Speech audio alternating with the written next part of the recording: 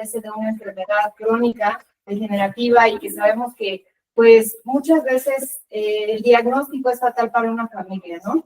No es solamente que intervenimos con pacientes, sino tratamos familias y tratamos pues a México. Les agradezco a todos su participación, esperemos que así como empezamos este diplomado con mucho ánimo, con los asistentes, todos podamos llegar a buen puerto. Y pues muchísimas gracias a todos, cedo la palabra a la jefa para que nos dé la bienvenida. Bueno, pues bienvenidos a todos los que estamos presentes, los compañeros que están conectados. Hoy se da de manera formal lo que es el inicio del cuarto diplomado a nivel nacional, y acá en nuestro estado, pues, y en nuestra UMA, pues sería el segundo diplomado que está tomando el personal de enfermería.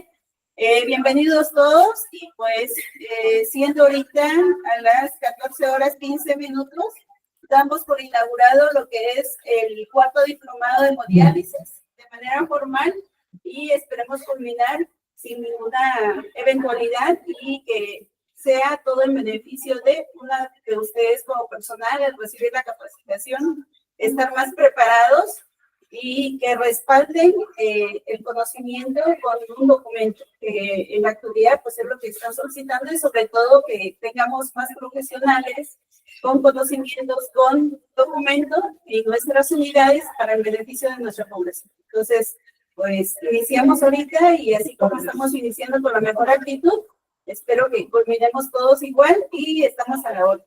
Muchas gracias. Muchas gracias.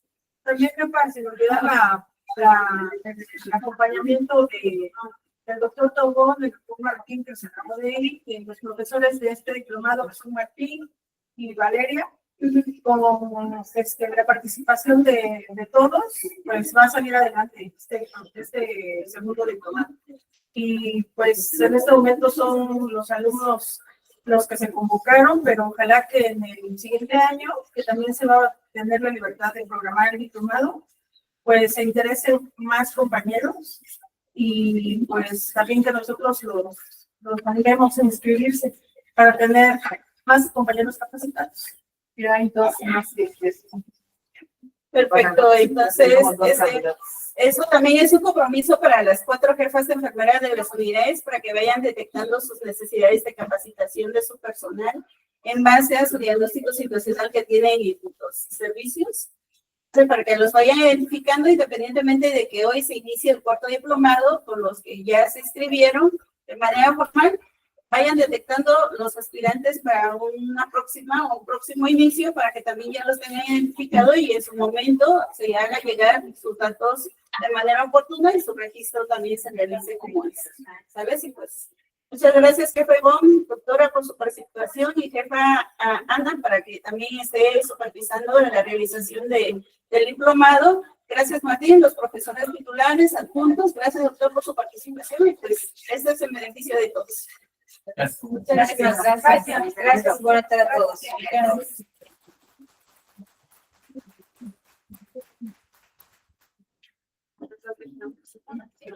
Se conectó Liliana Campuzano. De Campuzano Chillán, de Ajá. Tenemos a Rosa María y a Liliana. Liliana de Salina Cruz. Laura Díaz y María de la Cruz son de Tuxtepec. Pero bueno, ya en un momento me comunico con ellas para que se conecten y no estén conectadas. Ya se está grabando a todos. Ah, perfecto. Sí. Bueno, Se le manda después el link de la grabación. perfecto. Estoy al pendiente. Gracias.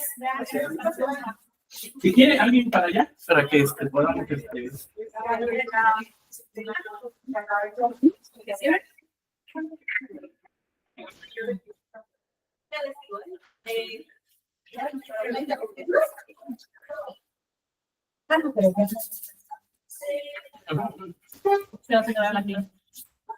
Okay. Bueno, para hacer un poco más formal esto, les presento al doctor Jesús Velasco Tobón. Él es médico nefrólogo, adscrito a la consulta externa del Hospital General de Zona número 1, del turno vespertino, quien nos va a acompañar para la primera sesión que tenemos programado, que es Anatomía y Fisiología del Riñón. Adelante, doctor. Así es, gracias. Pues, Antes que nada, pues, el agradecimiento por la invitación y vamos a empezar.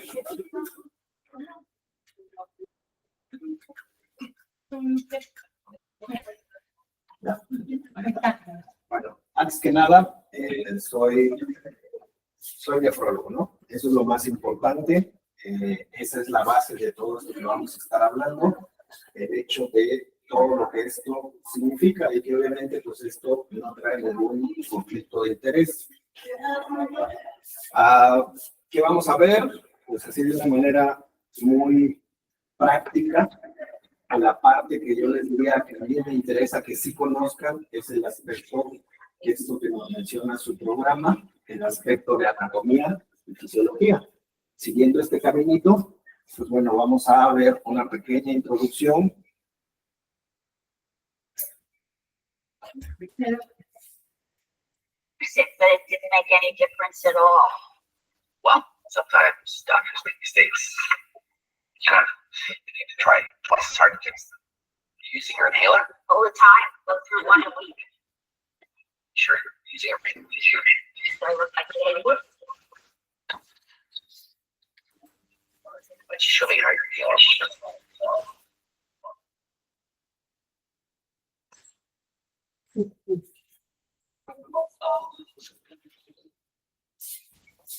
Fix it, but it didn't make Entonces, como un pequeño ejemplo de cuál tiene que ser el objetivo, ¿no? Aquí tomando de referencia lo que viene siendo el Día Mundial del Riñón del año 2022, una parte muy, muy importante, la alfabetización, ¿sí? En este sentido, si ustedes lo ven, es para todos. El ejemplo que ponemos ahí con House,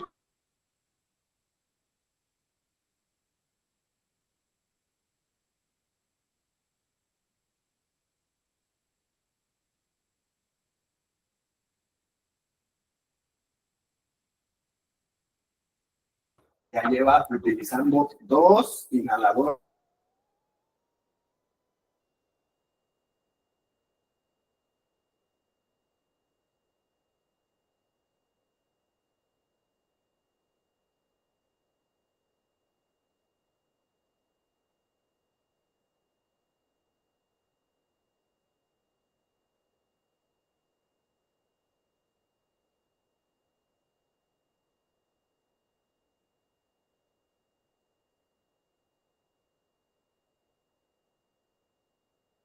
Pues bueno, la idea es que ustedes puedan vivir fuera del agua.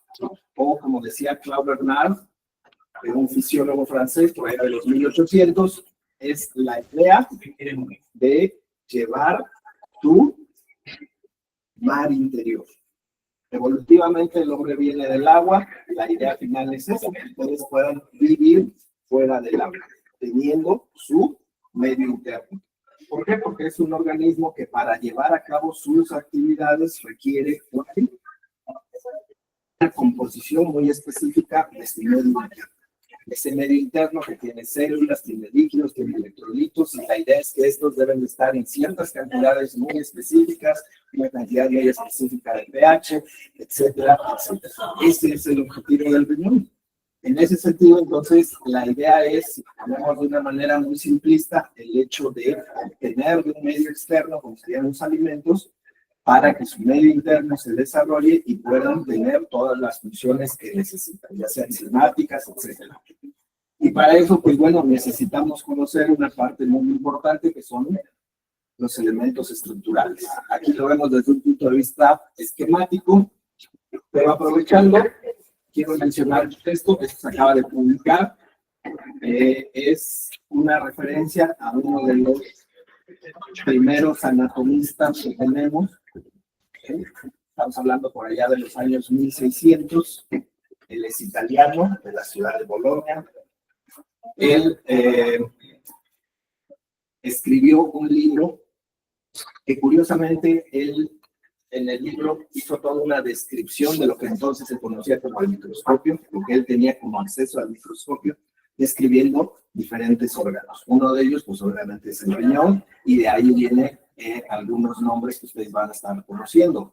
En ese sentido, pues bueno, esto que les presento, pues acaba de publicar, es una revisión aquí de estos doctores italianos que se fueron a la biblioteca ahí de Bologna a rescatar sus diarios, porque esto está en sus diarios, esto nunca se publicó. Y ya desde ahí vemos lo que él denominaba como la portion reins human, es como él lo veía desde el punto de vista, insisto, de lo que en ese entonces era el microscopio o cómo funcionaba entonces el microscopio, ¿sí? Entonces, esta es la porción que él dibuja en el libro que él escribió, hace una descripción mucho más interesante. Lo curioso es que en ese libro, insisto, no puso sus dibujos, que esto es lo que encontramos en sus diarios. Y sus diarios tienen entradas, ponen qué día fue, qué es lo que está observando, muy, muy interesante, y que esto no ha sido publicado. Esto fue un rescate reciente.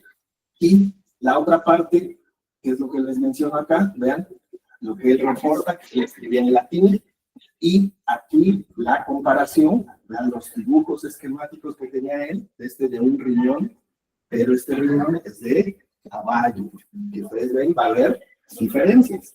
Pero entonces, regresando a ese aspecto, hablemos un poquito de cómo está la anatomía del riñón.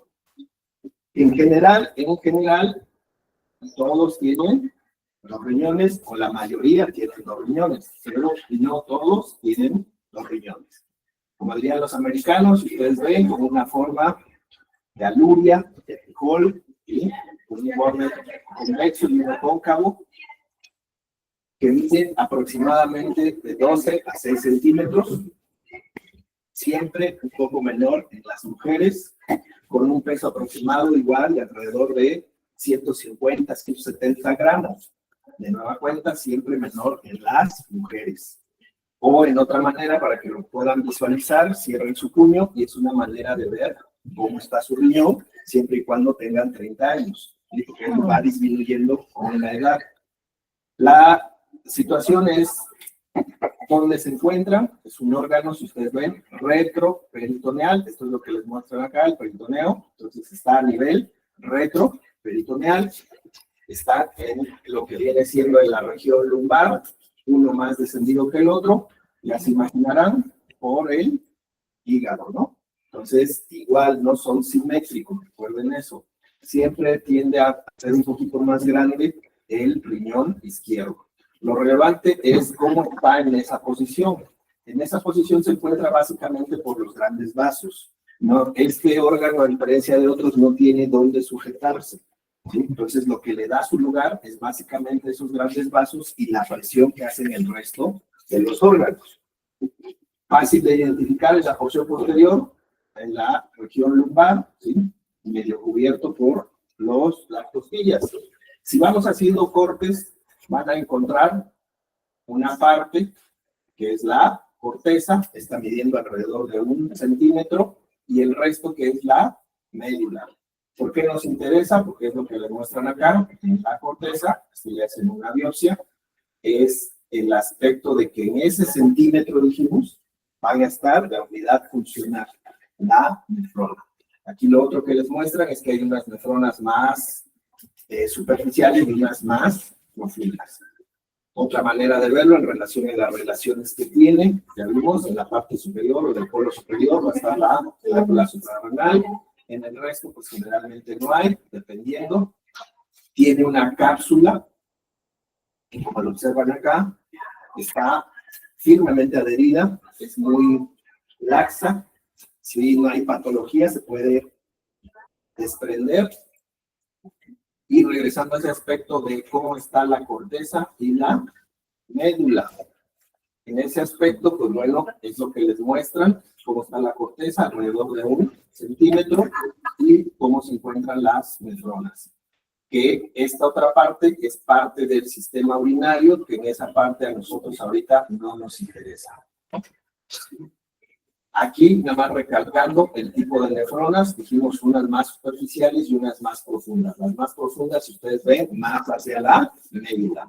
Y aquí lo otro que les muestran son estas famosas pirámides de Malpighi, ¿sí? Uno de los anteriores a Pelagio, donde van a encontrar que la base básicamente es la unión de la corteza con la médula y el vértice es la parte más profunda hacia la papila, donde va a iniciar todo el sistema colector, los cálices menores. ¿Qué es más importante? Porque eso lo vamos a estar repitiendo. Circulación. La característica principal del riñón es que tiene una irrigación muy especial. Nada más imagínense desde el punto de vista de peso órgano, imagínenselo así. La rama de la cual sale la arteria renal es una rama directa de la aorta. Ya con eso les está diciendo la gran cantidad de flujo sanguíneo que tienen. Aquí es importante porque esta anatomía sirve para muchas cosas. Entre otras, gracias a esta anatomía, el riñón puede hacer sus funciones en relación a estar monitorizando cómo está ese medio interno y que lo puede hacer de una manera fina y sobre todo a largo plazo. La otra situación es que gracias a esa anatomía igual, el gasto de energía, aunque es muy importante el que tiene el riñón, si no existiera esta anatomía tan especial, prácticamente toda la energía de su organismo se iría en el riñón. No podrían hacer ninguna otra cosa.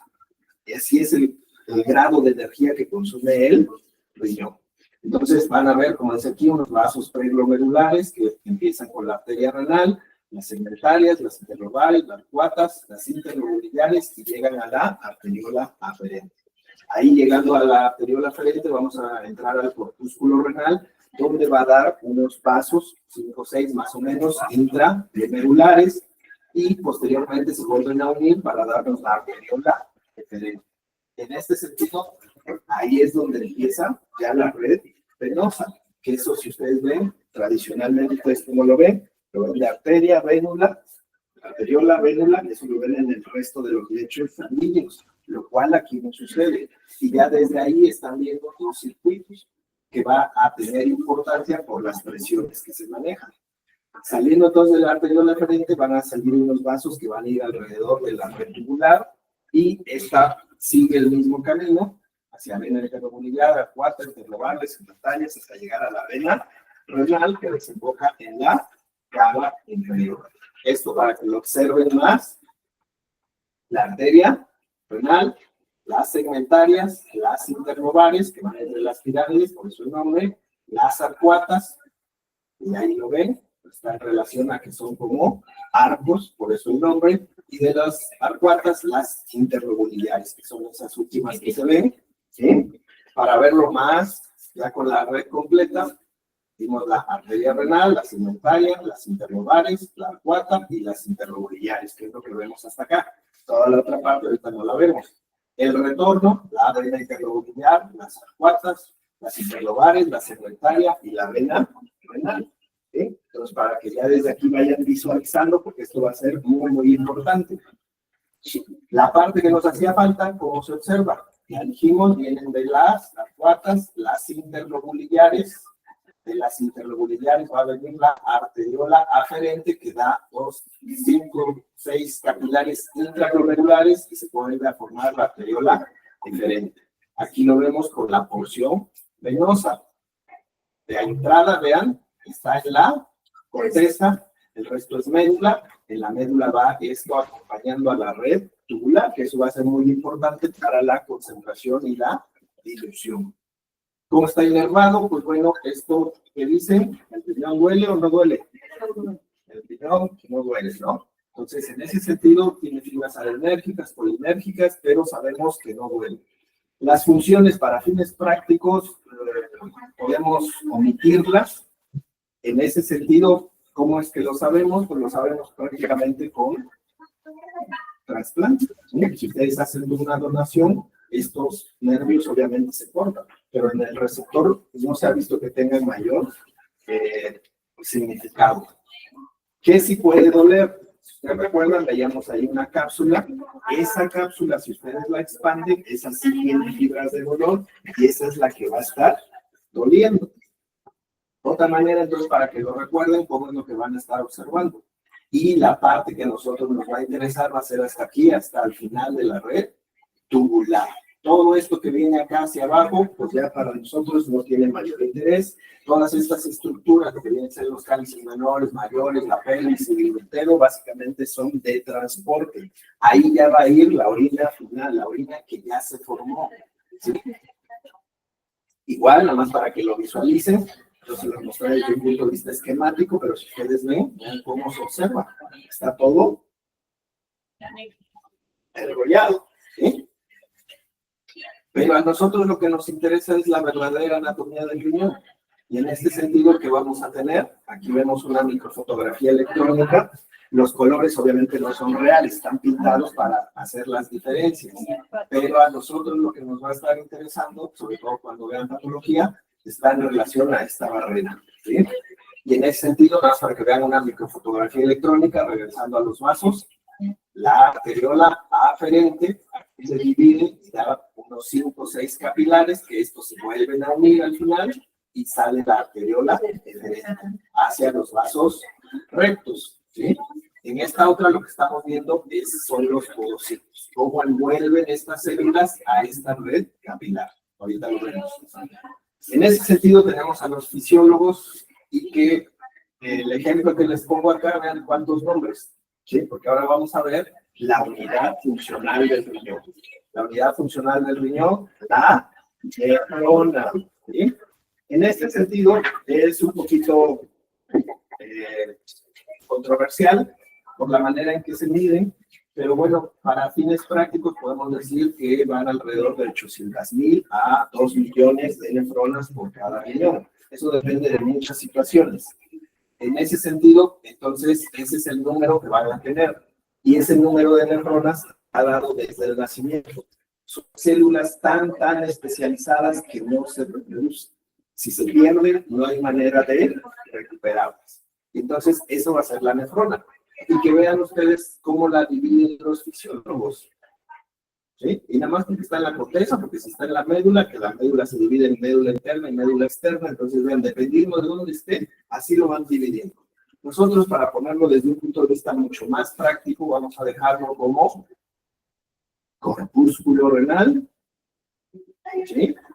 Y la red tubular. Toda esta parte que viene acá, ustedes ven, va desde la corteza hacia lo más profundo, desde esas pirámides que veíamos, y el aspecto de todo esto que lleva. Igual, vean la situación tan especial que tiene, esa anatomía igual, dijimos, es muy útil, y aquí lo que otros que les muestran es cómo van los vasos rectos acompañando esa red tubular. De nueva cuenta, todo esto de forma esquemática. Entonces, otra vez, corpúsculo renal y la red tubular, ¿sí? Dijimos, hasta aquí sale la orina, hasta aquí se va a estar modificando la orina. Ya saliendo de acá, ya es una orina formada que ya no tiene mayores alteraciones. En este sentido, aquí nada más imagínenselo aquí en el techo, que tuviera muchos hoyitos, así es como se observa esto, pero se van a encontrarse con la zona cribosa, la cribosa, porque ahí es a donde desembocan todos estos. Si lo vemos entonces para hacerlo práctico, ya dijimos el nombre correcto, corpúsculo renal, aunque luego lo toman como glomérulo, pero el nombre correcto de acuerdo a los fisiólogos es corpúsculo renal. La red tubular, que la vamos a dividir en una red proximal o túbulo proximal. Y que si nos vamos con los fisiólogos, estos, imagínense, los siguen subdividiendo, los dividen en S1, S2, S3, mide 11 milímetros. Entonces, imagínense cómo está eso. Ya vieron que aquí se pone desde el punto de vista esquemático, pero ya vieron en la otra imagen cómo todo eso está enrollado. Por eso la primera parte se llama túbulo proximal contorneado. Luego hay una parte que ya está más recta para continuar con lo que viene siendo el asa de Henle, ¿sí? Esta asa de Henle con una porción delgada y una porción gruesa. A esta altura, retornando en lo que vienen siendo las arteriolas aferente y eferente, inicia el túbulo distal. De nueva cuenta, esto para hacerlo práctico. Los fisiólogos nos dicen que esta zona es muy compleja. ¿Por qué? Porque hay células del túbulo colector, que sería lo último, y del túbulo distal, ¿sí? Ahí hay una mezcla y entonces hace que esa porción sea bastante interesante de estudiar. Pero nosotros ya dijimos corpúsculo, túbulo proximal, asa de Henle, túbulo distal y el túbulo conector. Si ustedes ven, el túbulo conector recibe varios túbulos distales, ¿sí? Y al final es donde el niño va a llegar a esa área cribosa, a la papila, donde ahí ya va a estar saliendo la orina final. ¿Qué vemos entonces con el corpúsculo renal? ¿Cómo se estudia el corpúsculo renal? Para que se den una idea, imagínense un baloncito una esferita, ¿sí? Está hueca. Eso es lo que les quiere decir acá, ¿sí? Una esferita que tiene dos polos, un polo vascular y un polo tubular. Esto está dado por células epiteliales, que es lo que le da la forma, y estas células epiteliales van a continuar sobre lo que viene siendo los capilares. Dijimos, aquí está la arteriola aferente, dijimos, esta da algunos capilares, 5 o 6, y se vuelve a unir para darnos la arteriola eferente. Estas mismas células, vean cómo se transforman para tratar de englobar estos vasos, estos capilares, ¿sí?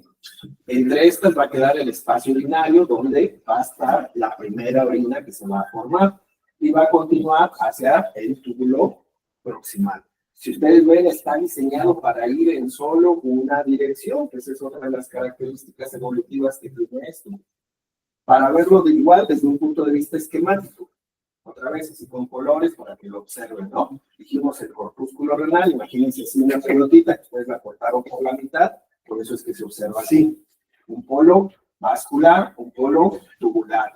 Dijimos, de la arteriola aferente nacen esos capilares, se vuelven a unir y nace la arteriola eferente. Eso queda así como colgando, que es lo que conocen como el penacho glomerular, ¿sí? Sobre ese polo queda así como colgando esos capilares. Eso es lo que les va a dar esta forma. Esos capilares pues van a entender cómo los cortes, ¿no? Porque pueden ser que es un corte, por eso es que se observan de otra manera. Lo ideal es que si se pudiera, bueno, son como poquitos, entonces es un capilar, pero aquí es por la manera en que se corta, como es que se observa, y otros son circulares, ¿no? Pero es simplemente el corte que se hace. Entonces vamos a tener las células epiteliales ahí sobre su membrana basal, que está aquí en verde, ¿sí? Son células muy, muy especializadas, planas, y que estas siguen tratando de cubrir todo lo que viene siendo esos capilares. No lo cubre al 100% si ustedes ven, pero esa es la idea. Y ahí se transforman en estos que son las células epiteliales viscerales o los porocitos. Para que se lo imaginen, imaginen un pulpo que tiene muchos tentáculos y que trata de abrazar ese capilar, ese tubito. Por eso es que se observan así, son como piecitos, por eso lo de porocito. Esto obviamente sobre su membrana basal, que ya dijimos, verles para las células epiteliales. Y del otro lado que tenemos, dijimos el capilar. En el capilar está la célula endotelial.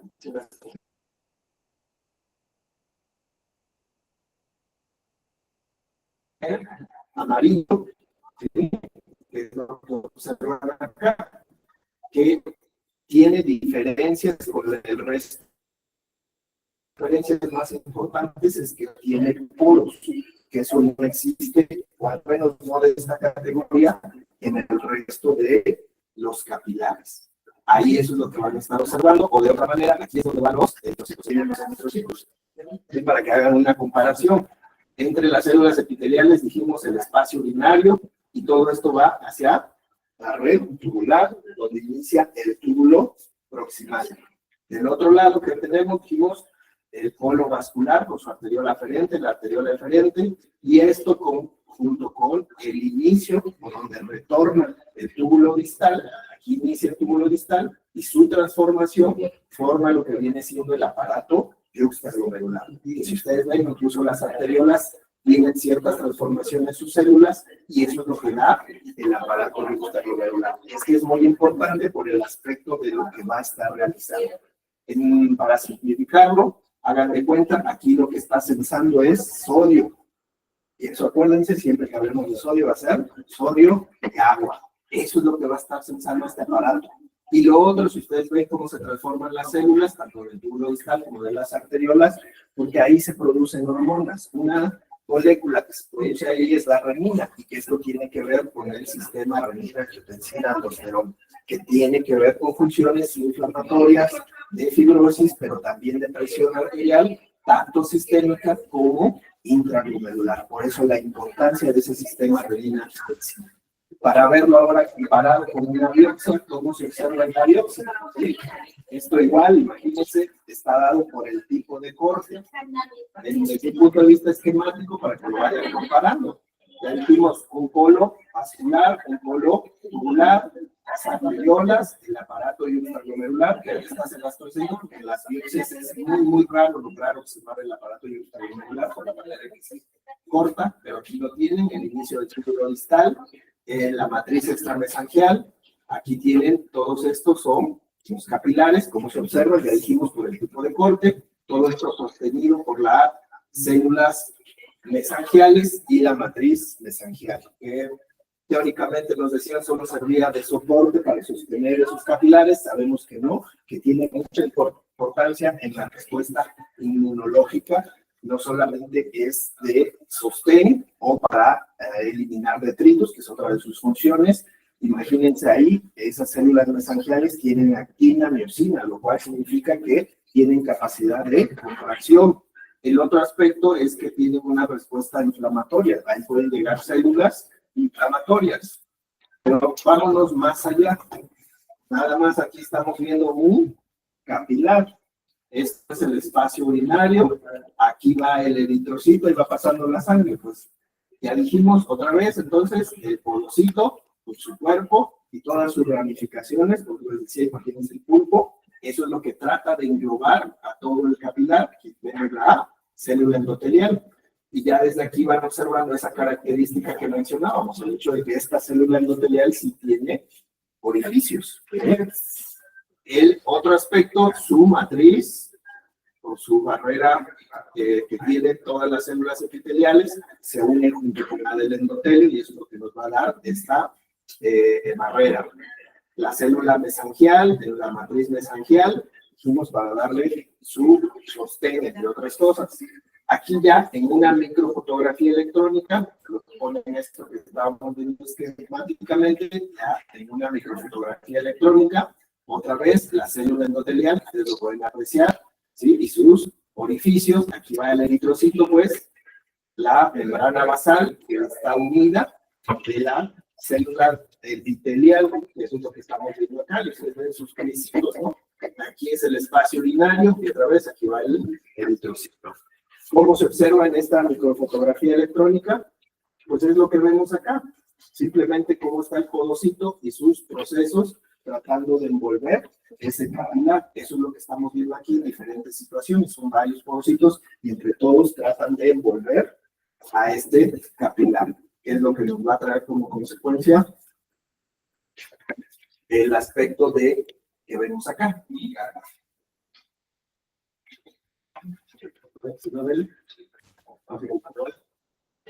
Ahí está. Aquí, igual es una microfotografía electrónica. Acuérdense, los colores no son reales, son simplemente para pintar y que vean todos los podocitos, cómo se unen sus prolongaciones. Aquí ahora sí que lo que no vemos o lo que está cubriendo es ese capilar, ¿sí? Aquí ven el cuerpo y todas sus prolongaciones en rojo y en amarillo. Son dos podocitos que se tratan de cubrir eso y dan así como un cierre. Esa estructura, pues bueno, tiene características especiales, es lo que se lo ponen aquí desde el punto de vista esquemático, el cuerpo del podocito, sus prolongaciones, los piecitos, la membrana basal y el endotelio. Esto va a tener ciertas características especiales dadas por los componentes. Esta membrana basal tiene sí una función muy importante y está dada por esto, por el eparasulfato, lipoproteínas que tienen carga eléctrica.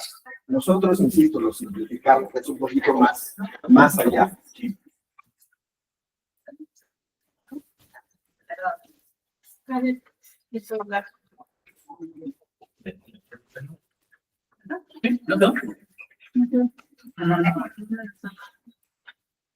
¿Alberto?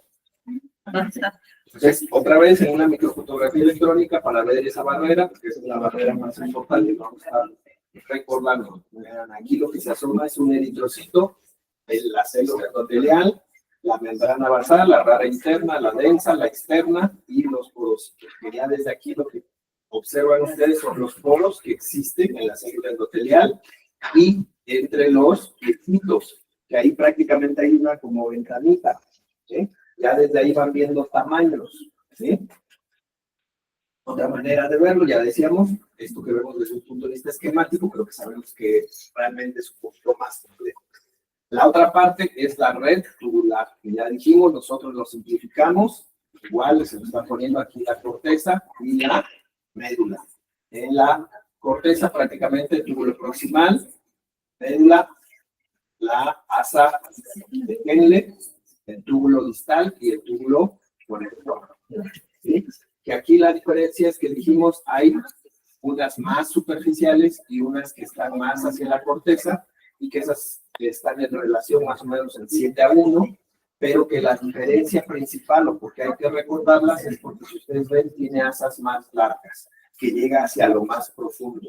Y eso tiene implicaciones porque estas son las que nos van a estar ayudando para la concentración y la dilución. Hay más en la corteza que en el... No todas están en la corteza, todos los corteza, todos están en Pero la lo que corteza. decía de diferencia le siente El asa es más larga. Si ustedes ven, si llega a la médula, las de las más superficiales, pero esta la diferencia es que es mucho más profundo, baja más, y eso es lo que permite estos mecanismos de concentración y dilución. Si lo vemos por porciones, igual dijimos, nosotros lo simplificamos, pero es lo que hacen los fisiólogos. Vean, el túbulo proximal, como lo dividen en S1, S2, S3, va volviendo más complejo. ¿Qué hay que recordar? Aquí en la microfotografía electrónica lo pueden observar. Varias características muy interesantes. La primera, como ven acá, es que tiene estas vellosidades. ¿Sí? Tiene estos cilios y esto lo que trae como consecuencia es que permite que haya mayor área de superficie de contacto, que eso es lo que vamos a estar necesitando. Lo otro es, vean, el número de organelos que tiene. Nada más así para recordarlo, entre más organelos, entre más mitocondrias, pues quiere decir que hay más actividad metabólica. Pero si lo vemos desde el punto de vista patológico, también a deficiencia de ATP van a ser de las primeras zonas que van a estar sufriendo. Si nos vamos al asa de Henle, dijimos que tiene una porción descendente, que si ustedes ven, son células mucho menos desarrolladas, en el sentido de que no tienen tantos organelos. Básicamente su función es que son permeables al agua, a diferencia de la que a nosotros nos va a interesar para patología, el aspecto del asa gruesa de Henle, que lo ven ya desde el hecho de cómo son sus células, son más grandes, tienen más organelos, al igual que en el túbulo proximal, y esto otra vez que nos recuerda que tiene mucha actividad metabólica.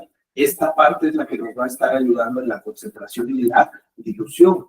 Y esta parte, entonces, también cuando hay alteraciones en el flujo, es de las primeras que va a estar sufriendo. Ya dijimos, todo está en la médula recibe menos flujo sanguíneo.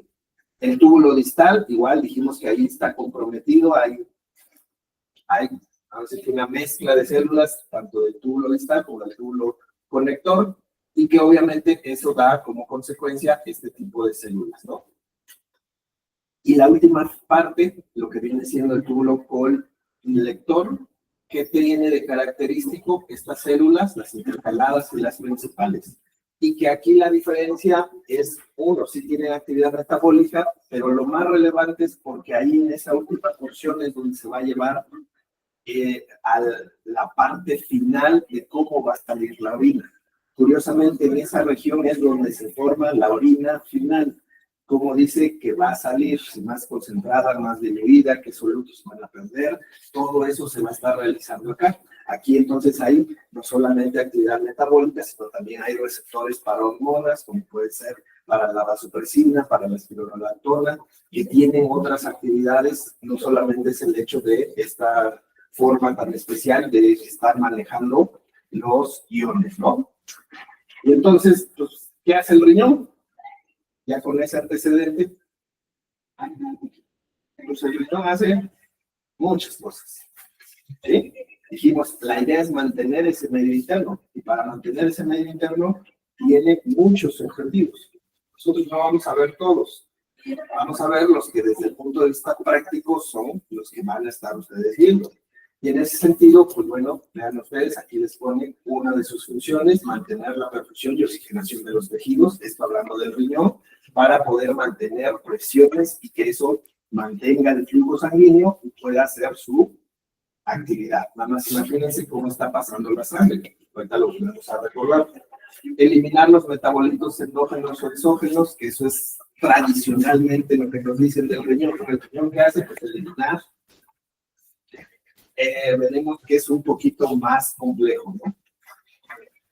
Mantener la composición del medio interno, ya sea que les mencionan en relación a los electrolitos, al ácido base, pero hay que recordar que tiene funciones también hormonales.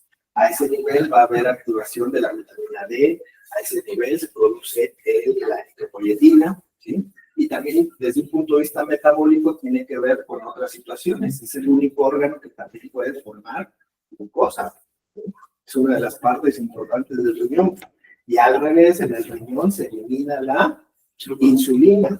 Entonces, eso también tiene relevancia con el aspecto metabólico. Entonces, ustedes ven, las funciones del riñón son muchas. Aquí se lo tratan de resumir a nivel del glomérulo, que va a suceder, la filtración, a nivel de los túbulos, reabsorción y secreción, en el intersticio, que es donde se van a estar produciendo. Aquí, como ejemplo, podemos mencionar los fibroblastos del intersticio. Se va a estar formando la eritropoyetina.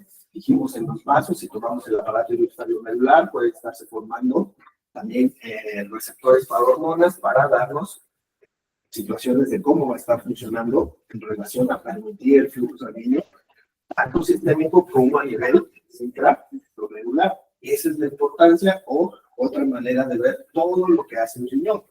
Pero volvamos a la parte práctica. ¿Podemos medir niveles de eritropoyetina? Sí, sí se pueden medir niveles de eritropoyetina. ¿Podemos medir niveles de vitamina D? Sí, sí lo podemos medir. El detalle es que eso desde el punto de vista práctico no nos da muchos datos, ¿sí? Entonces veamos aquí otra lista eterna, larga, de todo lo que hace el riñón. La clásica que siempre van a oír es que sirve para eliminar lo que no necesitamos, que eso es relativo. Por ejemplo, podemos mencionar la urea, el metabolito de la creatina, y que sabemos que esa es un desecho, pero para el organismo, para el riñón, es muy importante. Tiene que ver con la concentración y dilución. El resto de las otras que hemos mencionado, ¿sí? Que va desde el hecho de mantener el pH, la presión, el hecho de mantener esas niveles de hormonales, etcétera, etcétera, ¿no? Y metabólico, ¿no? Lo que decíamos, el hecho de cómo está funcionando en relación a la glucosa. Y entonces, tradicionalmente, ¿qué nos dicen? ¿Cómo se valora la función del riñón? Que eso es lo que vamos a ver y es lo que quiero que recuerden.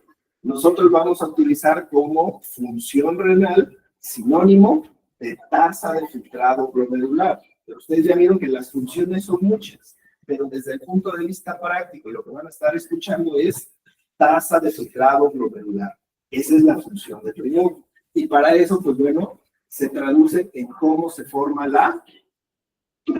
Y para eso va a haber diversos mecanismos que se van a estar llevando a cabo para darnos esa orina final. Porque se nos ponen aquí en esta expresión matemática la diferencia de estas acciones que realiza el riñón. Filtración, reabsorción, secreción, para darnos una excreción. Y en ese sentido, esas son las actividades que hace el riñón.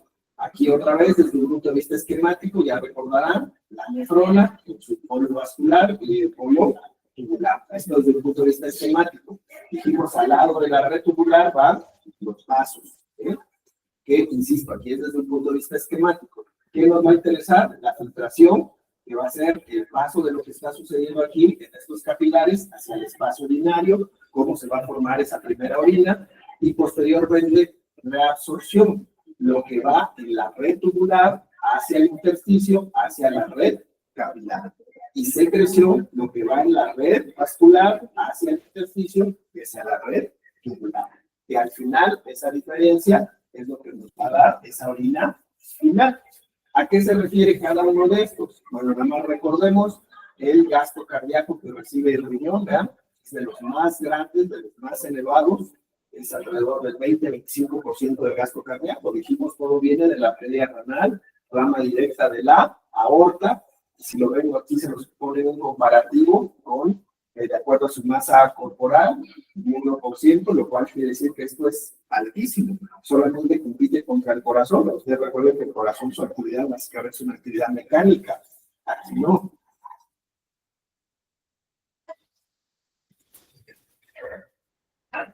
Que le sale el tema.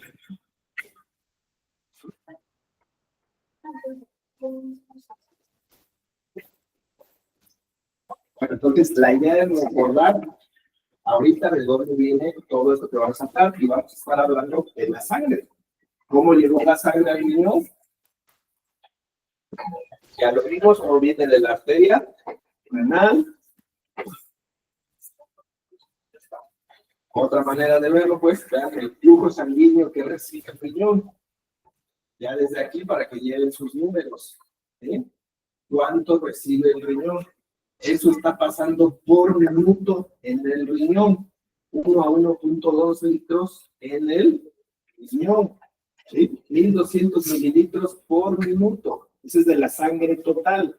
Aquí se los presentan en el sentido de que recuerden que nosotros comemos de sangre total. Nada más vamos a ver la parte no forme, el plasma. Entonces, teniendo un hematocrito normal, que es la parte que vamos a estudiar, pues bueno, ¿cómo se traduce? 660 mililitros por minuto. Ahí, ese va a ser el flujo plasmático. ¿Cómo está llegando la sangre? Pues al riñón. Eso es lo que vamos a tener. Esto es muy variable, vamos a dejarlo entre 600 y 660, siempre menor en las mujeres. ¿Sí? Esto también se modifica por la edad. Entonces sabemos que a partir de los 30 años de edad, este flujo sanguíneo empieza a disminuir y es proceso fisiológico del envejecimiento. ¿Qué otro lo modifica? Si ahorita se van por su corte argentino, su chuleta americana, pues bueno, saben que la ingesta de proteínas también modifica este flujo sanguíneo renal. Una parte es por los aminoácidos que vienen en las proteínas y que esto modifica esas arteriolas y hace que llegue más perfusión, y si llega más perfusión, pues obviamente filtran más. Luego, entonces aquí va a ser lo más importante, cómo funcionan esas arteriolas para darnos que ese flujo sanguíneo se mantenga. Entonces ya dijimos, sangre total, cuánto llega, pero lo que nosotros vamos a estudiar es el flujo plasmático, que dijimos 600 a 660 mililitros minuto, corregido a superficie corporal, acuérdense que tiene que corregir a superficie corporal. ¿Y qué características tiene ese flujo? Pues que vean, la mayoría se va hacia la corteza, el resto va hacia la médula. Entonces, en situaciones donde esto tiene alteraciones, quien más sufre es la médula. Es un medio que tiene mucha alteración de la falta de oxígeno. Lo que ya mencionábamos, disminuye con el envejecimiento.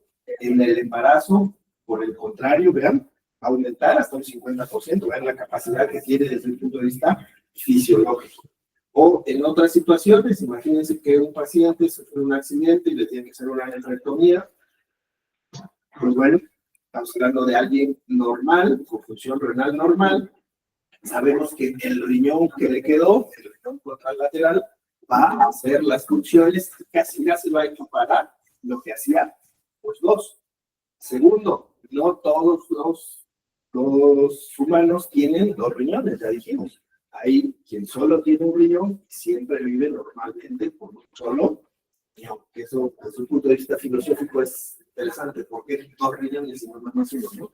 Tiene un solo corazón. Bueno, aquí se nos muestra esta parte, ya dijimos, del flujo plasmático. Si ustedes ven, los valores varían, es muy variable. Aunque lo corrijan la superficie corporal, en mujeres siempre es menor, no sabemos por qué. Y la que nos va a interesar, dijimos, la tasa de filtrado glomerular, aquí acuérdense, es muy importante, sus valores, mililitros por minuto y corregido a superficie corporal. Y obviamente en los hombres es un poquito mayor, ahí les dicen los valores que pueden manejar, de 100, 120, 140, esos son los rangos que ustedes van a tener, siempre menor en las mujeres. Eso entonces va a estar dado porque, ya dijimos, la filtración puede aumentar por la ingesta proteica en los hombres y las mujeres. ¿Sí? Entre más proteínas, ya saben, va a aumentar esto, siempre y cuando estamos hablando aquí de riñón sano. La filtración glomerular es mayor en las personas más jóvenes que comparados con la edad avanzada, y obviamente es más alta en los hombres. Hubo esta parte no muy bien explicada, aunque ustedes lo corrijan a superficie corporal. Entonces, ¿qué es lo importante aquí? ¿Cómo llega esa sangre, no? Entonces, esa sangre, ya dijimos, está dado por las resistencias. Y ahí es donde ustedes recordarán el ejemplo de la manguera, ¿no? Si la hacen más grande, la aprieta, eso es lo que va a estar modificando cómo llega la sangre. Otra manera de verlo, ya dijimos, todo esto viene de la arteria renal, y cómo van los vasos, ¿sí? Las segmentarias, las interlobales, las arcuatas, y aquí llegamos a las interlobulares, la arteriola aferente, ¿no? Imagínense, aquí está llegando la sangre, ¿sí? Esos 660 mililitros minuto, dijimos, aquí vamos. Y estos van a entrar a esa parte del corpúsculo renal, en estos 5 o 6 capilares que se abren en la arteriola aferente, ahí es a donde vamos. Y posteriormente hacia la arteriola deferente y los vasos que van acompañando la red tubular. Eso que trae como consecuencia que haya varios circuitos, que eso no sucede en otros lechos vasculares. En otros lechos vasculares pasa de la arteriola a la vena. Aquí, si ustedes ven, no. Aquí pasa de la arteriola, esta red intraglomerular, hacia la arteriola eferente. Aquí las presiones van a empezar a disminuir, pero hasta más adelante es donde van a empezar las vénulas. Esto se puede modificar, y esto básicamente para que ustedes lo recuerden desde el punto de vista patológico. ¿Por qué? Porque tienen medicamentos que modifican esto. Para vasodilatación que tenemos prostaglandinas. Ustedes tienen medicamentos que modifican las prostaglandinas, que estos vienen siendo los analgésicos no esteroideos. Todos los años pues les van a dar esta alteración, ¿sí? O sea, le están quitando un mecanismo de defensa a su riñón. Y el otro, la angiotensina 2 para vasoconstricción. De nueva cuenta, esto tienen ustedes medicamentos que eliminen esta angiotensina, como son los inhibidores de la enzima convertidora de angiotensina, la angiotensina, o los antagonistas de los receptores del antagonista 2, los ARA2, que ustedes pueden modificar. Pero ya dijimos que esto es lo que lo modifica, ¿para qué? Para que el flujo sanguíneo sea siempre el mismo, aumente dependiendo de las necesidades. Y si ustedes ponen un medicamento, ¿verdad?, le están quitando su mecanismo de defensa. Obviamente esta regulación que tiene el riñón, bueno, no nada más el riñón, también el cerebro, como ejemplo, pues bueno, es lo que le ponen acá a los fisiólogos como autorregulación. Pero esto tiene límites, y esto se nos presenta en presión arterial media en milímetros de mercurio, es lo que ven acá, y por el otro lado, tanto el flujo sanguíneo como tasa de filtrado glomerular. Entonces, si ustedes ven, esto tiene límites, hasta 60-80 milímetros de mercurio de presión arterial media por abajo. Si cae esa presión más allá de eso, pues todos estos mecanismos, a pesar de todo, ya se pierden. O por el contrario, esto no es infinito. Estamos hablando alrededor de 140, 160, otra vez milímetros de mercurio de presión arterial media. También estos factores de protección del riñón se pierden. ¿Cómo se mide? Bueno, no estaba mencionando, esto va a ser el principio del FIC. La idea es tener una molécula que pase por el riñón sin tener modificaciones para darnos esto, ¿no? Ya vean, nos metabolicen, nos alteren. El que se utiliza tradicionalmente, el ácido para-aminoglicúrico, esto con tenemos gamagráficos y que nos va a dar esos famosos 660 mililitros minuto. Entonces ya vieron hasta dónde vamos. Aquí ya saben cómo llegó la sangre, ¿sí? La parte que sigue es que, bueno, ese líquido que va a salir tiene ciertas características. Es muy semejante al plasma. ¿Eso qué quiere decir? Que dice acá, muy semejante al líquido intersticial, y es lo que se denomina el filtrado. Dijimos, eso es lo que hace el riñón. Lo ultrafiltrado viene por el término de moléculas que se van a filtrar, que son tan pequeñas que por eso le ponen el término de ultrafiltrado. Estamos hablando de moléculas de 3 a 7 nanómetros, muy pequeñitas, prácticamente pasan por donde sea. ¿De qué estamos hablando? Básicamente de agua, de algunos iones, ¿sí?, que no tienen tanto impacto su carga eléctrica. Eso es otra cosa que hay que recordar. Y obviamente esto tiene que ver también con tamaños, que es lo que vamos a estar viendo. Entonces, la idea así muy simplista, que siempre les van a estar escuchando, es el aspecto. Imagínense que ustedes tienen su coladera, ¿no? Y la idea es que van a colar, ¿sí?, y del otro lado va a salir lo que ustedes quieren que pase, ¿no? Lo demás quedará atrapado en la coladera. Ese es el ejemplo sencillo. ¿Nosotros en qué vamos? En que ya llegó la sangre a ese capilar. Estamos en esos capilares intraglomerulares. Vean las diferencias que vamos a encontrar y que nos explican por qué se lleva a cabo eso de estar, llamémoslo así, apretando sobre ese filtro para que se pueda llevar a cabo la filtración. Y en esto tenemos que ver las presiones hidráulicas se modifican, ¿no? Que dijimos, eso no existe en otros lechos vasculares. El hecho de que ahí existen proteínas, que la sangre, dijimos, tiene una una parte forme, donde nosotros para simplificarlo lleva proteínas. ¿Eso qué significa? Que nos va a dar una presión oncótica, que eso igual no se observa en otros lechos, no funciona de la misma manera. Sabemos entonces que esa presión oncótica se va modificando dependiendo cómo va avanzando entonces el lecho vascular. Y que las arteriolas eferentes, aunque ahí en el ejemplo parecieran iguales, son un poquito más pequeñas y eso es lo que mantiene una parte de las presiones que necesitamos a nivel intraglomerular. La arteriola aferente es un poquito más grande, como uno de los ejemplos. Entonces, vean, ahí ya van a empezar las diferencias. Bueno, entonces la disminución de la presión hidráulica entre la arteria renal y los capilares es máxima a lo largo de la arteriola aferente, mientras que en el 70% del declive de la presión hidráulica postglomerular se produce en la arteriola eferente. Si lo vemos en presiones, eso es lo que quiere decir. Y la otra parte son las últimas 50-100 micrómetros de la arteriola aferente y la primera parte inicial de la arteriola eferente son responsables de la mayor parte de la resistencia, ¿no? Por eso dijimos, lo más importante acá son las arteriolas, la arteriola aferente y la eferente. Imagínense que se dilata con usted, vasoconstrictor. Eso es lo que va a permitir que lleguen esas presiones que necesitamos, es lo que va a estar empujando ahí para que ustedes puedan hacer ese filtrado, que decíamos, esa es la diferencia. Cómo llega la sangre, aquí se les pone en milímetros de mercurio, vean cómo va cayendo. Normalmente, en otros lechos vasculares, esta caída es lineal, aquí si ustedes ven, no, dependiendo de la región, ya dijimos, las arcuatas, las interlobulares, la arteriola aferente, ven qué presión maneja, alrededor de 50 milímetros de mercurio.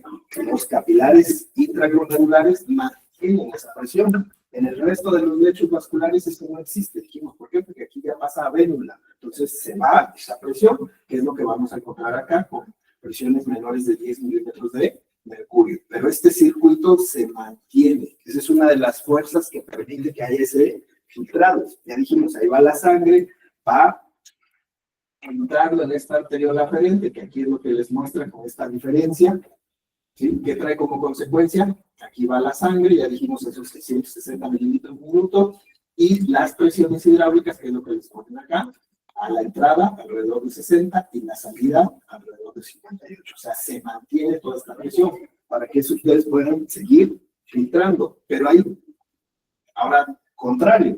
¿Por qué? Porque esas presiones hidráulicas también hay en el espacio urinario. Pero si lo vemos, esas presiones en el espacio de Bowman pues son muy bajitas, ¿sí? La otra presión que les mencionan acá son las presiones oncóticas, que nosotros para simplificarlo dijimos es las que nos dan las proteínas. ¿Eso qué va a traer como consecuencia? Si, un ejemplo, vamos con el agua. Si hay muchas proteínas, la idea es que eso no permite que pase el agua, ¿sí? Hay pocas proteínas, eso permite que pase el agua. Eso es lo que les muestran aquí. Entonces, la diferencia detrás de estas presiones, de lo que va sucediendo a nivel intraglomerular, es lo que nos va a dar ese filtrado o esa orina primitiva, que ya dijimos, sus características que van a ser básicamente agua, electrolitos, proteínas muy pequeñas, como viene siendo la insulina. Eso es lo que vamos a encontrar acá. No vamos a encontrar proteínas, por el contrario, aquí sí vamos a encontrar proteínas, todo se va quedando ahí dentro de los capilares. Y eso es lo que hace que a estas alturas, que es lo que nos decía uno de los enunciados, en esta última parte, pues prácticamente ya no hay ultrafiltrado. ¿Por qué? Porque aquí se quedaron las proteínas. ¿Qué dijimos? Esto no permite que pase agua. Bueno, entonces ya a estas alturas, pues prácticamente no hay filtrado. Ese líquido, entonces, va a estar dado por fuerzas que favorecen, por las fuerzas que se oponen, y es lo que nos va a dar esa orina primitiva, que es la tasa de filtrado glomerular, que ya dijimos en estos valores, si lo quieren mencionar, de 125, 115, ya dijimos siempre más reducido en las mujeres y siempre corregido a superficie corporal. Esa tasa de filtrado glomerular, entonces ya saben de dónde sale. Y la idea es que eso lo van a recordar porque eso es lo que vamos a denominar función renal. Pero ustedes saben que las funciones del riñón son mucho más extensas. Esta es la que desde el punto de vista práctico ustedes van a estar llevando a cabo. Entonces, ¿qué lo va a modificar? Ya dijimos, si esas presiones hidráulicas se modifican, dijimos una obstrucción ureteral, estamos hablando acá, ¿qué sucede? Que aumenta la presión, obviamente esta diferencia con la presión que entra el capilar se pierde, O por el otro lado, lo que decíamos, las proteínas. El ejemplo sería aquí el mieloma. En el mieloma, que es una alteración hemática, pues se producen muchas proteínas. Eso que trae como consecuencia que provoca un aumento en la presión oncótica y no permite este filtrado. ¿Sí? Entonces, esa barrera es la que van a recordar. Y esa barrera está dada por el endotelio, la membrana basal y el epitelio, pues el porosito. Que ya dijimos, una de las características son por los tamaños de las moléculas que permiten su paso, ¿no? Entonces, vean, las del endotelio son orificios muy grandes, aquí se los ponen en nanómetros, comparado contra los del porosito, que vean, ya son mucho más pequeños esos poros. Esa es una, entonces simplemente por tamaño. Pero también el tamaño tiene que ver con la forma. Acuérdense que no todas las moléculas tienen la misma forma. Entonces hay moléculas que puedan tener mejores pases a través de esta. En la membrana basal, imagínensela como una esponja. Entonces, casi mucho problema no hay. Entonces vemos que todas estas moléculas, aquí les pongo ejemplo los electrolitos, el agua, si lo ponemos en estas medidas que les ponemos, son 3 a 7 nanómetros. ¿Cuál quiere decir que va a pasar? Sin nada. Por eso es ultra filtrado. A diferencia de otras moléculas que tienen mayores tamaños, como son las proteínas, que son los complejos inmunes que tienen tamaños enormes, no van a pasar, simplemente el eritrocito, más de 120, no va a pasar, ¿sí? Pero también tiene otra cosa que dijimos es, estas glicoproteínas separan sulfato, que eso actúa como una barrera eléctrica. Ejemplo, la albúmina. La albúmina, si lo ponemos en estos tamaños, anda en alrededor de 40. ¿Qué nos diría esto? Pues que debe de pasar, ¿no? Por tamaño debe de pasar. Pero recordemos, así en términos generales, las proteínas tienen carga eléctrica negativa. ¿Qué dijimos? Negativo y negativo se repelen. Y esta membrana basal, por estas componentes que tiene una carga eléctrica negativa. Entonces, aunque tenga el tamaño para pasar, esto junto con el podocito, entre las dos dan esto de las cargas negativas, no permiten el paso de estas proteínas a pesar del tamaño. Entonces, vean lo fino que es esto. Y por último, recuerden el epitelio, el porosito, ustedes se lo imaginan, no sé si vieron ya Misión Imposible, la 1, la 2. Sí, está Ethan ahí en lo que es el cañón, cómo está escalando, y hay una escena donde se queda así colgado. Bueno, así está el porosito, ¿sí? Imagínenselo en ese espacio urinario, cómo está ahí flotando, por así decirlo, en esa orina. Entonces, es muy, muy especial esa célula. ¿Qué es lo que vemos acá? ¿No? Otra vez recordando cómo lo envuelve este porosito sobre sus capilares, el espacio urinario. Entonces, estamos aquí, cómo esa sangre ya pasó, y de esta sangre lo que tenemos acá es que pasó el agua, los electrolitos y algunas proteínas muy, muy pequeñas. Porque puede ser que en medicina no es blanco y negro, ¿sí? Entonces, ¿cómo lo podemos medir? Con una molécula, como dice ahí, ideal. Esto es lo que se hacía en la descripción clásica de Smith, por allá de los años 50 del siglo pasado, con una molécula que se llama inulina. ¿El problema cuál es? Pues que es una molécula que no se produce en el organismo. Eso que trae como consecuencia que ustedes tienen que invadir a su paciente para hacer este cálculo. Imagínense, si no se produce, pues tienen que invadirlo para ponérsela, pero no solamente eso, sino estar viendo que esté pasando en forma constante. La tienen que estar midiendo cómo se está eliminando por la orina. ¿Eso qué quiere decir? Que ustedes tienen que poner sonda para que ustedes estén monitorizando que va parejito, por así decirlo, lo cual entonces se vuelve prácticamente solamente para investigación. Pero tenemos otros marcadores como es la creatinina, como la cistatina C, que funcionan de manera semejante, pero el problema es que sí tienen algunos peros. Uno es que, por ejemplo, ¿cómo se mide? Si nos vamos a la creatinina, recuerden, es la reacción química más antigua que tenemos, cómo se mide la creatinina, que se hacía por colorimetría, por la técnica de Jaffe, o como se hace actualmente por espectrometría de masas, que ese sería lo correcto para que todo estuviera estandarizado. Pero aquí lo que vamos a encontrar es la técnica de Jaffe, por día de 1800, imagínense, eso ya trae problemas. Sabemos que la creatinina, aquí estamos hablando que es sinónimo de masa muscular. Entonces, una creatinina de 2 no significa lo mismo para un paciente que mide 1,80 m y hace físico-constructivismo contra una abuelita que pesa 40 kilos y tiene 80 años de edad. Esa misma creatinina no significa lo mismo, porque ya dijimos, esto es como sinónimo de masa muscular. o si su paciente está amputado. Entonces, esa es la importancia de darle bien su contexto a la creatinina. Pero entre que si más y si menos, que si se secreta, vean que se secreta no es mucho proximal, pues bueno, entre esas subidas y bajadas podemos tomarlo como un cálculo semejante y nos va a estar dando y ustedes van a encontrar como tasa de filtrado glomerular estimada, que es lo que van a encontrar en todas las guías, como en principio para empezar a estudiar la función renal. En ninguna guía actualmente les piden recolección de orina, ¿sí? Es tasa de filtrado glomerular estimada con fórmulas, como primer inicio. Acuérdense, ya después, si ustedes quieren confirmar, ahí ya es diferente.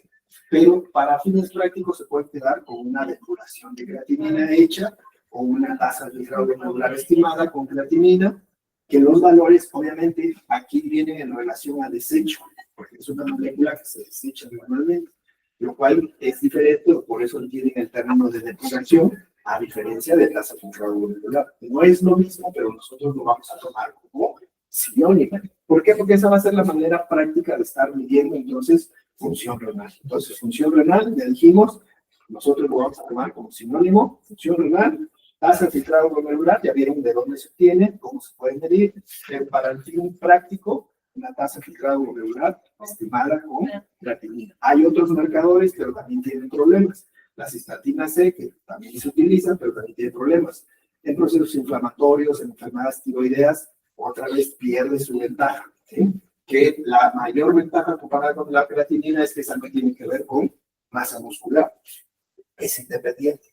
Pero igual, generalmente solo se ocupa para adultos en condiciones basales. ¿Sí?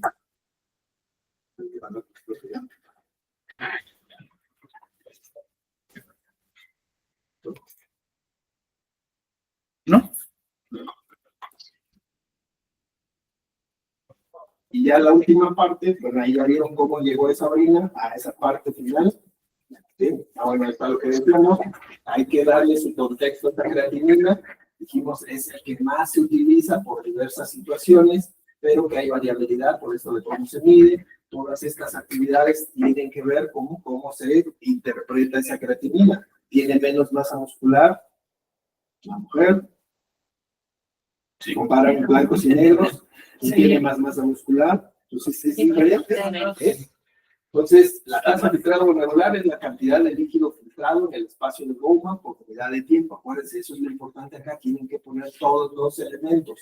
Depende de la porosidad del área de superficie de membrana glomerular. Si se pierden esos polvocitos, deja de haber esa barrera, ya no va a haber filtrado, ¿sí? Y las presiones hidráulicas, las presiones osmóticas.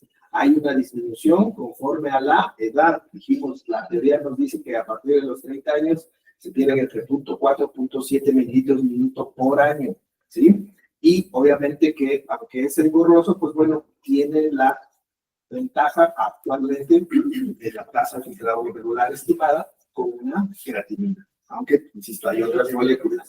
La parte final es, bueno, ya que va ahí, si lo resumimos, que va ahí en 24 horas, esto es en 24 horas, 180 litros de agua. Ustedes no orinan 180 litros de agua al día, ¿verdad? Van alrededor de 25,000 equivalentes de sodio, alrededor de 150, alrededor de, bueno, aquí es el milimoles, o lo que serían 150 gramos de glucosa, ¿sí?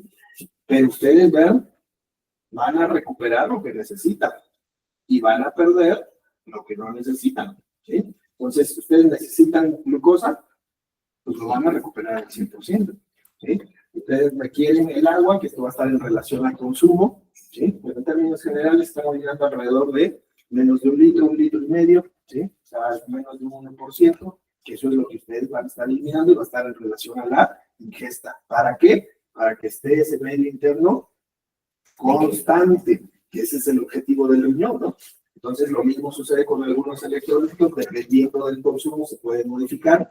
O la otra, por ejemplo, el calcio. El calcio es una molécula que puede ir acompañada de proteínas. Se pega una proteína. ¿Y qué dijimos de las proteínas? Pues esas no se filtran, ¿sí? Entonces, por eso es que les dan estos números diferentes.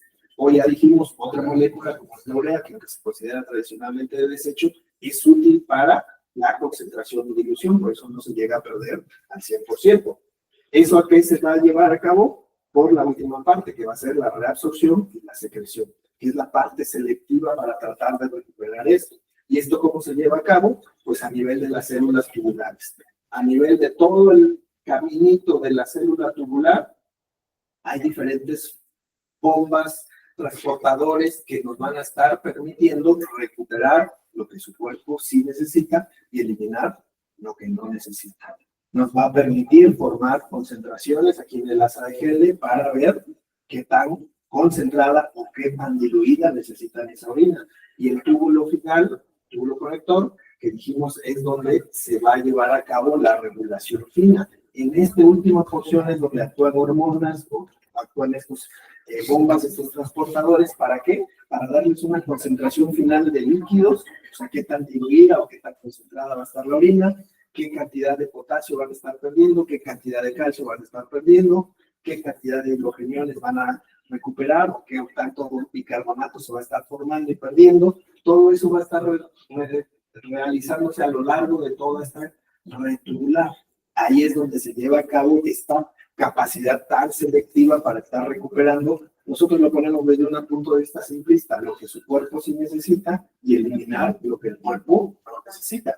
Pero si ya vieron, aquí estamos hablando que requiere actividad hormonal, otro tipo de situaciones para llevar a cabo esto. Pero nada más para la última parte, el aspecto final, ¿no? Entonces, si ustedes ven, la idea es que el riñón debe de mantener todas esas funciones. Pero, desde el punto de vista práctico, ¿qué necesitamos? Pues una manera más fácil de estar midiendo y que todos entiendan a qué nos referimos con función renal. Si yo digo que la función renal tiene 60 mililitros de minuto, bueno, ya todos ustedes piensan en automático a lo que me refiero. A que si yo les dijera, bueno, tiene más menos de eritropoyetina, más menos de vitamina D, se vuelve muy complejo. Esa es la parte interesante de esto.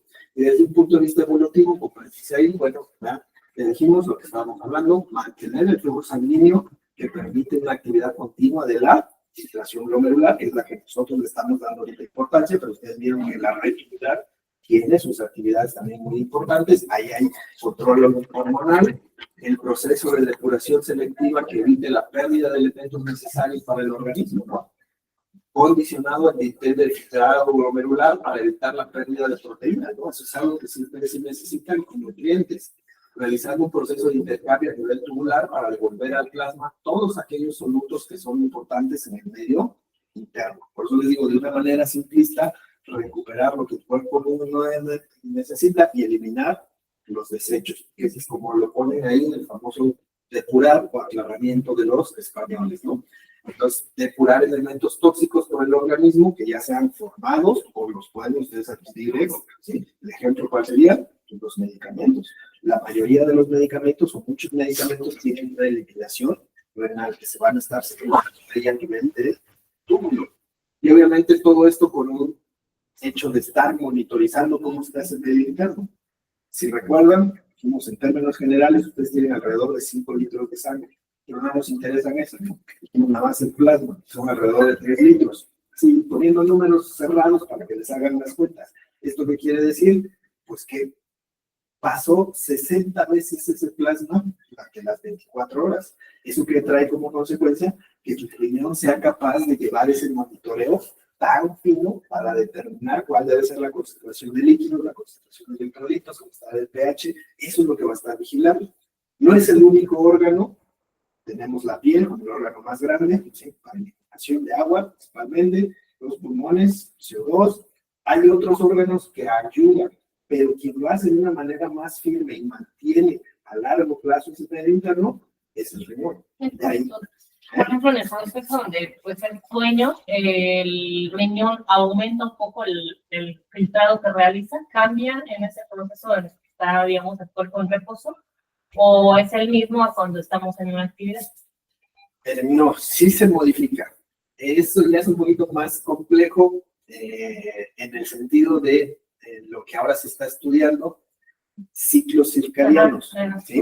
Los ciclos circadianos del riñón sí no están muy bien definidos, pero sí sabemos que hay modificación a través de todo el día. El ejemplo sencillo sería, simplemente el hecho, ya dijimos, de comer. Si ustedes se toman una taza de claro regular antes de comer y después de comer, es diferente, aunque sea la misma persona. Y es por los alimentos. Algo semejante sucede durante la noche. ¿Sí? Acuérdense que ¿qué se va a ver modificado?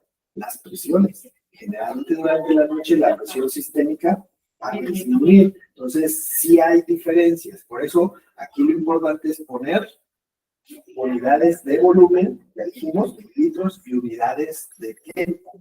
Por eso, una recolección de orina puede ser muy útil. ¿Por qué? Porque están midiendo lo que hizo durante todo el día. Ese tiene que ser el objetivo. Si ustedes toman una sola muestra, van a suceder eso, que a lo mejor está en relación a ese periodo específico de tiempo y no a todas las 24 horas, que es lo correcto. Entonces, sí, la recolección de orina sí seguirá teniendo un papel, pero les digo, para lo práctico es diferente, ¿sí? Pero sí tiene que ver lo de los ciclos circadianos. Sí, porque también, bueno, había leído que la insuficiencia renal se lleva más en pacientes que tienen trabajos nocturnos o en algunas ocasiones mencionaba o que aquellas personas que tienen alteración del sueño. Había leído. Puede ser, es la parte que se está estudiando y se ve por el hecho de la patología que sí es más importante. Ejemplo, alteraciones del sueño, como viene siendo la apnea, hipoapnea, que eso vemos que tiene repercusión sobre las presiones y eso va a modificar esto que estamos hablando. La otra parte es que eso también desencadena una situación inflamatoria, que eso también tiene que ver con los procesos que suceden en él. No, entonces sí son varios los mecanismos que van a llevar o pueden llevar a alteraciones. ¿Ok? Bueno, Doc, muchísimas gracias por darnos esta sesión. Nos vemos el día de mañana. Esperemos que no tengamos contratiempos. Mañana le haremos llegar su constancia de participación. Y pues muchísimas gracias. ¿No? ¿De qué? La idea es que sea de utilidad. ¿Sí? Mañana entonces. Sí, igual, a las 2. Mañana sí a las 2. Gracias. ¿Su memoria, Doc? ¿Puedo dejar mi memoria?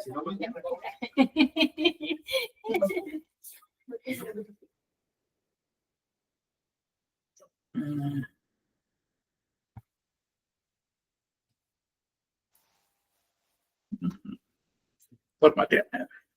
Sí.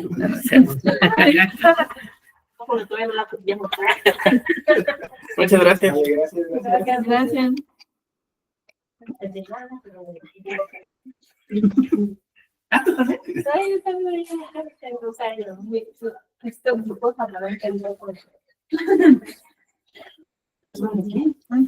Dile. Esperando? Estoy afuera. ¿Qué es? Estaba sentado. ¿Hay otro tema? Sí. Hoy. ¿Por qué no leen los mensajes del grupo? Es cierto, porque ustedes no leyeron los míos, yo les pregunté. Sí, porque preguntamos lo tuyo. Yo por eso les cuando yo entré, ¿Qué nos llamaba? Me dijo que sí. no puedo ir a darlo. Me llamo porque no tiene un como las 11, por eso no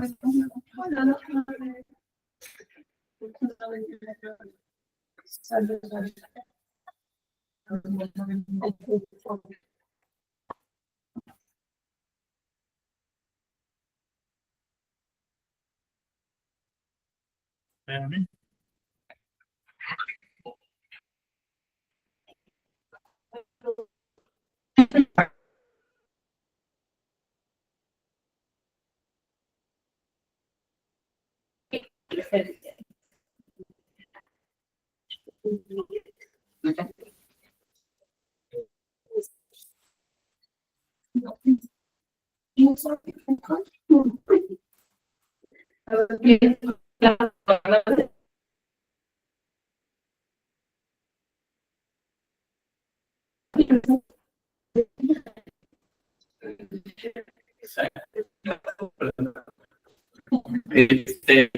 Buenas tardes a todos.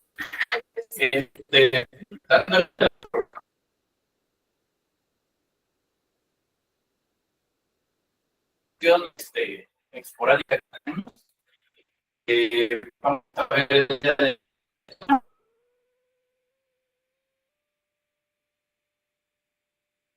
el segundo tema perdón,